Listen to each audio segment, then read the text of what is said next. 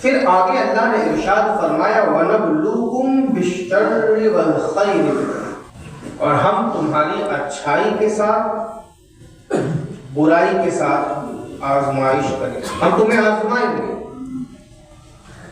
بالخیر، بھلائی کے ساتھ، عزتیں دے کر،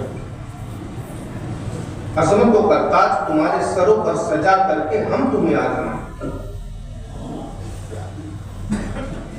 دنیا کے خزانے تمہاری ٹھوکروں میں ڈال کر کے ہم تمہیں آزمائیں، آسمان کو چومتی ہوئی کہکشاؤں کو تمہارا غلام بنا کر کے ہم تمہیں آزمائیں، سورج کی شعاؤں کو تمہارے لیے مخیر کر کے ہم تمہیں آزمائیں، چاند کی روشنی پر تمہیں قابو دے کر کے ہم تمہیں آزمائیں، جانوروں پر تمہیں بادشاہی دے کر کے ہم تمہیں آزمائیں، حاکم بنا کر کے اس سارے جہان کا ہم تمہیں آزمائیں، لباس پہنا کر کے تمہارے جسم کو ہم تمہیں آزمائیں، بلند عمارتوں پر تمہارا ٹھکانہ بنا کر کے ہم تمہیں آزمائیں، آسمان پر پرواز کرا کر کے ہم تمہیں آزمائیں، دنیا کی تحقیق کے سوغات تمہارے دامن میں ڈال کر کے ہم تمہیں آزمائیں، لوگوں کو تمہاری نظر میں لوگ بنا کر کے ہم تمہیں آزمائیں، ہر چیز سے تمہیں آزمائیں بالخیر، بھلائی دے کر کے ہم تمہیں آزمائیں، والشر، اور برائی کے ساتھ بھی ہم تمہیں آزمائیں، تم بیمار ہوگے تو ہم تمہیں آزمائیں، تمہارے گھر میں کسی کی موت ہوگی تو ہم تمہیں آزمائیں، ممتا کی چھاؤں میں سلانے والی ماں کو چھین کر کے ہم تمہیں آزمائیں، دنیا کے نشے کو فراز اپنی انگلی پکڑ کر کے سکھانے والے باپ کو لے کر کے ہم تمہیں آزمائیں، عزتوں کے تاج جو تمہارے سروں پر ہم نے ڈالے تھے انہیں ہم بے عزت کر کے ذلت کا تاج پہنا کر کے تمہیں آزمائیں، تمہاری ہنستی ہوئی زندگی کو ہم روتی ہوئی کر کے تمہیں آزمائیں، تمہارے لبوں سے مسکراہٹ کو چھین کر کے ہم تمہیں آزمائیں، تمہاری آنکھوں میں آنسو دے کر کے ہم تمہیں آزمائیں، تمہارے امراض بدنوں کو دے کر کے ہم تمہیں آزمائیں، تمہاری دولتیں لے کر کے ہم تمہیں آزمائیں، تمہاری کھیتیاں لے کر کے ہم تمہیں آزمائیں، تمہارے گھر، تمہارے مکانات، تمہاری جائیداد، تمہاری دولت، سب کچھ لے کر کے ہم تمہیں آزمائیں، وَإِلَيْنَا تُرْجَعُونَ، آخر لوٹنا تو ہماری ہی طرف، كُلُّ نَفْسٍ ذَائِقَةُ الْمَوْتِ وَنَبْلُوكُمْ بِالشَّرِّ وَالْخَيْرِ فِتْنَةً وَإِلَيْنَا تُرْجَعُونَ، یہ آزمائشوں کا دور چلتا رہے گا، اور اسی لیے تو کہا گیا یہ دنیا آزمائش کا گھر ہے، کہ یہاں پر آزمائش، جب یہ بات بولو تو ایک سوال پیدا ہوتا ہے، یہ ساری آزمائشیں ہمارے ہی ساتھ ہیں، ساری تکلیفیں ہمارے ہی ساتھ ہیں، سارے غم کے پہاڑ کو ہمارے ہی سر پر کیوں رکھا گیا؟ عزت چھینی گئی تو ہمیں سے ہی کیوں نہیں گئی؟ ہمارے بھائیوں کے مکانات توڑے گئے تو ہمارے ہی بھائیوں کے کیوں توڑے گئے؟ اور کسی کو جیل میں ڈالا گیا تو ہمارے ہی بھائی کو کیوں ڈالا گیا؟ پتہ ہے حضرت موسیٰ علیہ السلام نے فرعون کے بارے میں اللہ کی بارگاہ میں ایک شکایت کی، حاجی صاحب عرض کیا اے اللہ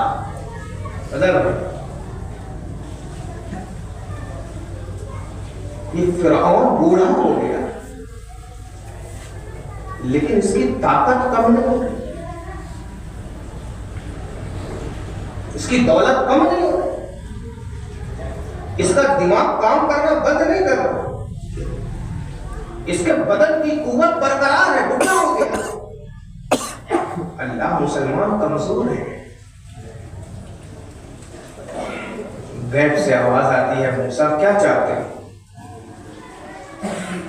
عرض کرتے ہیں اللہ صرف یہ چاہتا ہوں کہ اس کی وجہ تو بتائی جائے کہ جو تجھ پر ایمان لایا وہ پریشان ہے اور جو تیرا مخالف ہے وہ خوش ہے، اسے تکلیف بھی نہیں ہوتی، اس کے سر میں درد نہیں ہوتا، وہ بیمار نہیں ہوتا۔ اللہ کی طرف سے آواز آتی ہے موسیٰ ہم اپنا درد بھی اس کو دیتے ہیں جس کو اپنا لیتے ہیں۔ وَنَبْلُوكُمْ بِالشَّرِّ وَالْخَيْرِ، ہم تمہیں بھلائی کے ساتھ بھی آزمائیں گے، برائی کے ساتھ۔ اب اگر ہم اس کی آزمائش کو تاریخ کی روشنی میں دیکھیں، آج ہماری کوئی آزمائش نہیں۔ آزمائش آپ کو پتا ہے، شاید بہت سارے لوگوں کو میں نے بتایا، ظہر اور عصر کی نماز میں قرات ہم آہستہ پڑھتے ہیں، فجر کی نماز میں زور سے پڑھتے ہیں، مغرب میں زور سے پڑھتے ہیں اور عشاء میں زور سے پڑھتے ہیں، لیکن ظہر اور عصر میں امام صاحب قرات دھیرے سے پڑھتے ہیں کہ نہیں پڑھتے؟ کیوں؟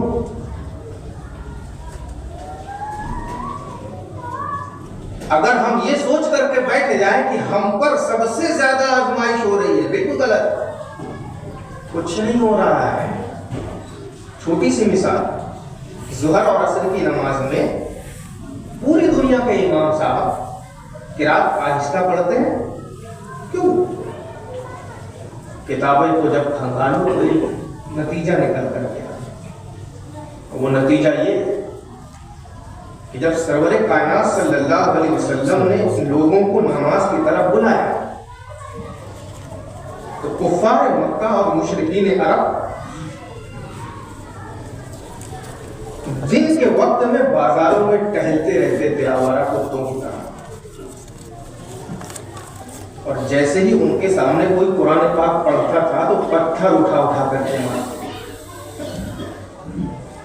اسے چڑھاتے تھے، اس پر کچرے ڈالتے تھے، گالیاں دیتے تھے، لیکن فجر کے وقت تمام کفار سوتے تھے، مغرب کے وقت اپنے اپنے گھروں میں کھانا کھاتے تھے اور عشاء کے وقت پھر سو جاتے تھے۔ تو حکم ہوا فجر میں زور سے قرات پڑھو کیونکہ اس وقت تکلیف دینے والے اپنے گھروں میں سوتے رہتے ہیں، مغرب میں زور سے قرات پڑھو کیونکہ جو تکلیف دینے والے ہیں وہ کھانا کھاتے رہتے ہیں گھر میں، اور عشاء میں زور سے قرات پڑھو اس لیے کہ کوئی نہیں سنے گا، جو سن کر کے اپنے آپ کو تکلیف زیادہ سمجھتے ہیں وہ سو جاتے ہیں۔ لیکن ظہر میں اور عصر میں آہستہ پڑھو کیونکہ مسلمانوں کو قرآن شریف پڑھنے کی وجہ سے پتھر مارا جاتا ہے۔ حکم کیا ہوا ظہر اور عصر میں؟ آج اگر ہم ظہر اور عصر میں زور سے قرآن شریف پڑھیں گے تو کوئی پتھر مارے گا، کوئی گالی دے گا؟ تکلیف کا دور آج زیادہ سخت ہے کہ وہ زیادہ سخت؟ سمجھ میں آ رہی بات؟ نام کیا ہے؟ تم سے مسکراتے ہو کچھ بولتے نہیں۔ عبدالواسع، تکلیف آزمائش آج زیادہ ہے، اس زمانے میں زیادہ ہے۔ آج ہم کچھ بھی کر سکتے، جیسے چاہے پڑھ سکتے، جب چاہے جو کر سکتے، اس زمانے میں ایسا کچھ نہیں۔ تو ظہر اور عصر کی نماز میں جو قرات آہستہ پڑھتے ہیں اس کی ایک وجہ یہ بھی ہے کہ دن میں یہ کھلے ہوئے جانوروں کی طرح گھومتے تھے اور جو بھی اللہ کا کلام انہیں پڑھتا ہوا نظر آتا تھا اس کو پتھر مارتے تھے۔ حکم ہی ہو گیا کہ جس چیز سے میرے بندوں کو تکلیف ہو وہ میں پسند نہیں کرتا. محبوب حکم دے دیا کرے کہ دن کی نمازوں کو آہستہ پڑھیں. 70 ماہوں سے زیادہ اپنے بندوں سے پیار کرتا ہے, محبت کرتا ہے. وہ بھلا کیسے اس بات کو پسند فرما لے کہ اس کے بندوں کو کوئی گالیاں دے. آزمائش ساتھیوں آج کچھ نہیں. حضرت ایوب علیہ السلام ملک کی بادشاہت اللہ نے جب آزمائش لینا ہوگا تو بے پناہ حسین و جمیل عورت عطا, بے پناہ دولت کا انبار, خوبصورت خوبصورت بچے دیے. وَنَبْلُوكُمْ بِالْخَيْرِ, اللہ نے خیر دے کر کے حضرت ایوب علیہ السلام کو آزمایا.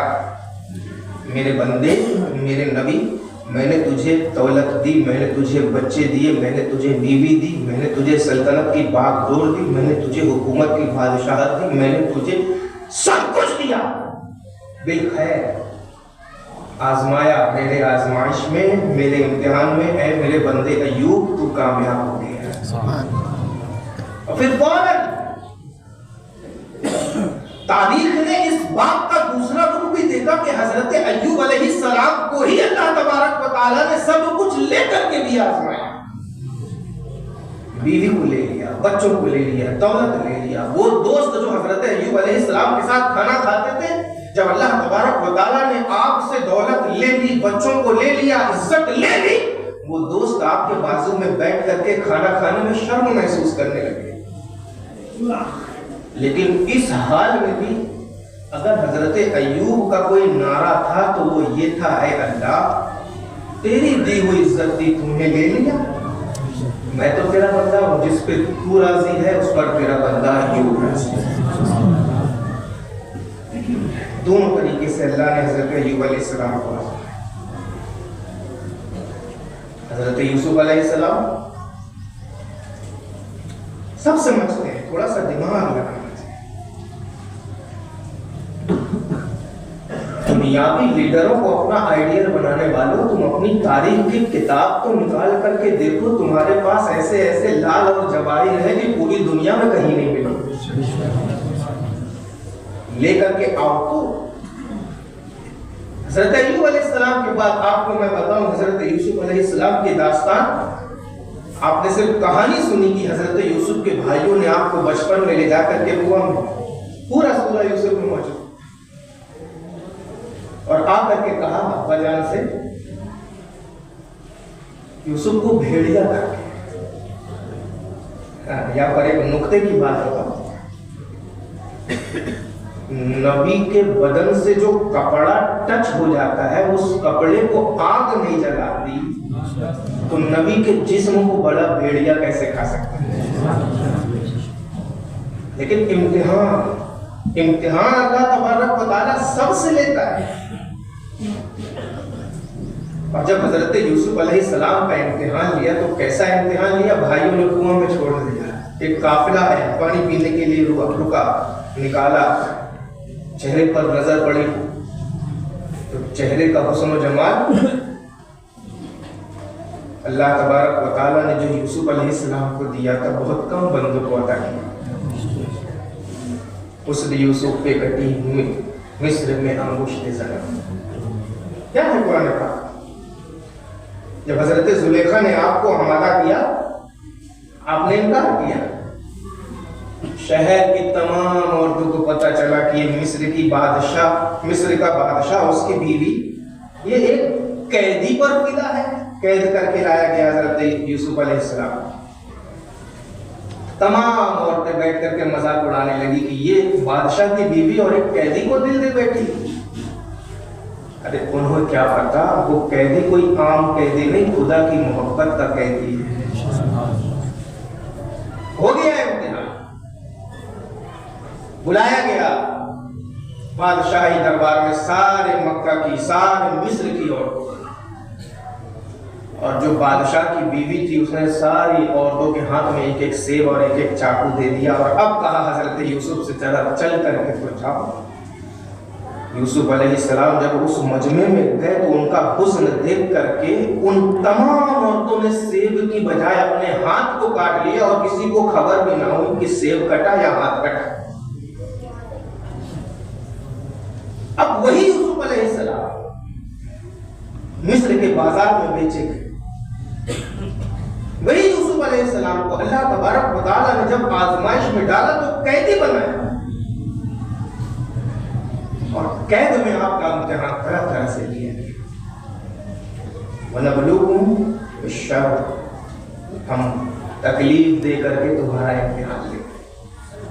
اور پھر فوراً دنیا کو اس کا دوسرا پارٹ بھی اللہ تبارک و تعالیٰ نے دکھایا، وَنَبْلُوكُمْ بِالْخَيْرِ، کہ جو مصر میں بکنے کے لیے بحیثیت غلام آیا تھا، اللہ نے اسی کے سر پر مصر کی بادشاہت کا تاج پہنا۔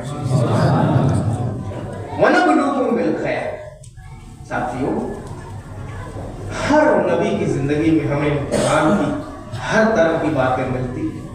اللہ نے ان کو بھلائی دے کر کے برائی سے ہر طرح سے آزمایا۔ ہم بھی اللہ کے بندے ہیں، اللہ ہمیں بھی آزماتا ہے۔ وَلَنَبْلُوَنَّكُمْ بِشَيْءٍ مِّنَ الْخَيْرِ وَالْجُوعِ وَنَقْصٍ مِّنَ الْأَمْوَالِ وَالْأَنفُسِ وَالثَّمَرَاتِ وَبَشِّرِ الصَّابِرِينَ۔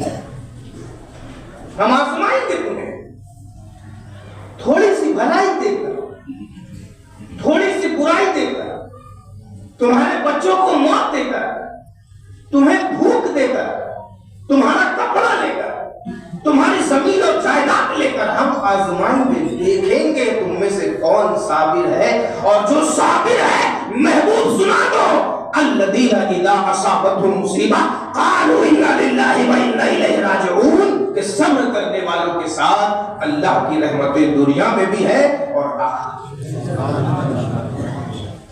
میں۔ صبر کی گھڑی ہے ساتھ،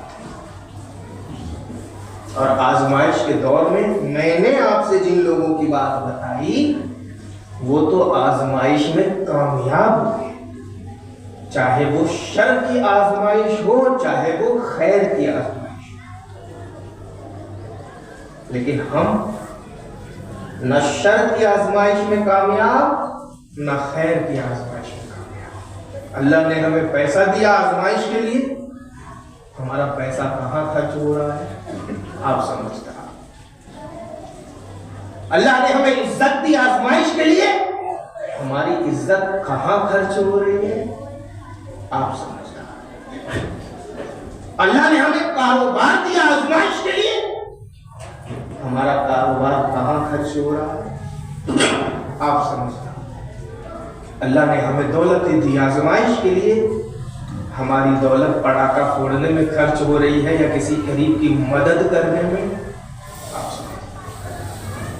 اللہ نے ہمیں اولاد دے کر کے بھی امتحان لیا، اللہ نے ہم سے اولاد لے کر کے امتحان لیا، اللہ نے ہمیں زندگی دے کر کے امتحان لیا، اللہ نے ہم سے زندگی کو واپس لے کر کے امتحان لیا، اللہ نے ہمیں کھانا کھلا کر کے امتحان لیا، اللہ نے ہمیں کھانا واپس لے کر کے امتحان کی گھڑی میں ڈالا۔ لیکن ہم کون سے امتحان میں کامیاب؟ کسی امتحان میں کامیاب؟ دولت کے امتحان میں ہم فیل ہو جاتے ہیں، فیل ہوتے ہیں۔ آپ اپنی اکثریت کو جا کر کے غور کریں، ہماری اکثریت کی دولت کہاں ہے؟ فیل ہو چکی۔ اسی ہندوستان کی سرزمین میں ہم نے ایسے ایسے لوگوں کی تاریخوں کو پڑھا ہے، ان کے گھروں میں روزانہ 10 لاکھ کا لنگر چل رہا ہے۔ 10 لاکھ آدمی بیک وقت آ کر کے حضرت نظام الدین اولیاء کے دربار میں لنگر کھاتے تھے، لیکن زکوٰۃ فرض نہیں تھی حضرت۔ کیوں؟ دولت کا صحیح استعمال، جس نے دیا اس کی راہ میں خرچ کر۔ اسی شہر میں ہمارے مفتی قاسم صاحب کے بلا پرانا اتنی بڑی خانقاہ انہوں نے بنائی، एक 2-3 दारुल बना लिए, अच्छी खासी खानका की प्रॉपर्टी उन्होंने तैयार करवाई, लेकिन उन पर आखिरी वक्त तक ज़कात फर्ज नहीं। क्यों? जो आया सब अल्लाह के नाम। साथियों, आजमाइश हमारी आपकी सबकी होती है, लेकिन आजमाइश में कामयाब कौन होता है असल बात है। और हमारी आजमाइश का वक्त हमको अल्लाह की तरफ से आई हुई तमाम आजमाइशों में अपने आप को साबित कदम रखना है। ये हमारे लिए सबसे ज्यादा है। किसी चीज को हमने अपनी जगह पर उठा करके नहीं, किसी चीज, यहां तक कि हमने तमाम कामयाबियों की जो चाबी है नमाज,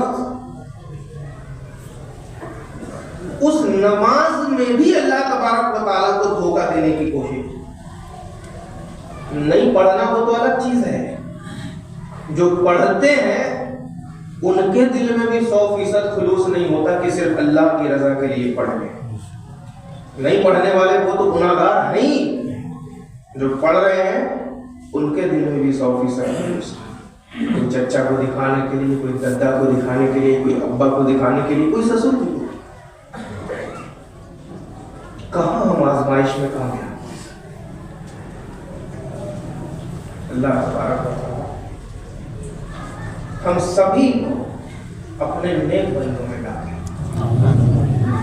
इतना निचोड़, इतना घुमा घुमा करके मेरा बताना, नबियों की बातें बताकर, उनके हालात, उनके वाक़ियात बताकर आपके ज़हन व फिक्र में मोहब्बत खुदा, इश्क़ रसूल भरना, इसका कुछ मकसद होता है।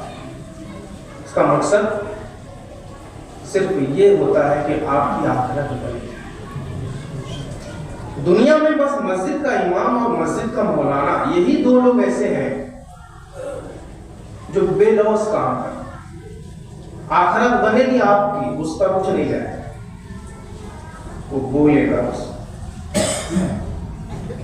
डॉक्टर की दवा देगा तो आपसे फीस लेगा, तो मस्जिद का इमाम आपको जन्नत तक पहुंचाएगा, आपसे कोई फीस नहीं लेगा। कौन सी फीस देते हैं आप बताइए?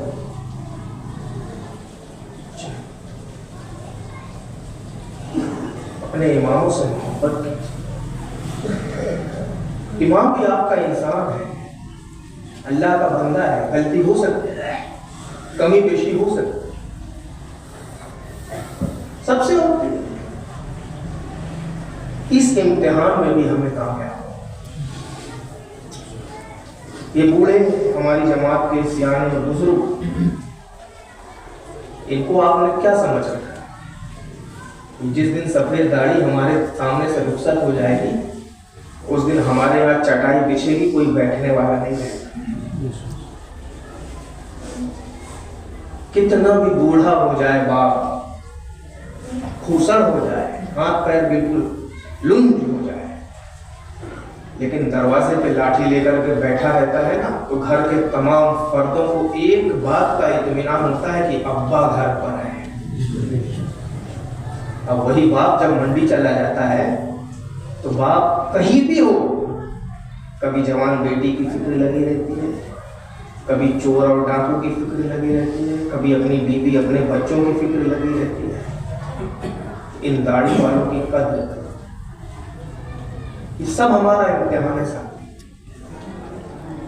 समझो आप हमारी बात, दीन से जुड़ो, मजहब से जुड़ो, दीन की सही मालूमात रखो। और खास तौर से आज के दौर में हम इमाम अहले सुन्नत मुजद्दिद आज़म हज़रत आला हज़रत रज़ी अल्लाह तबारक व तआला अन्हु के 101 नहीं 1001% फॉलोअर हैं, क्योंकि मुझे मालूम है आफियत इसी मजहब में है। और आप सबको भी मैं बस यही दावत दूंगा कि जो मेरे इमाम दुनिया से बोलते बोलते चले गए, वही सब हमें भी बोलते हुए चले जाना चाहिए। आज ले उनकी पनाह, آج مدد مانگ ان سے، کل نہ مانیں گے قیامت میں۔ اگر مان گیا انہیں جانا انہیں مانا، نہ رکھا غیر سے کام، للہ الحمد میں دنیا سے مسلم۔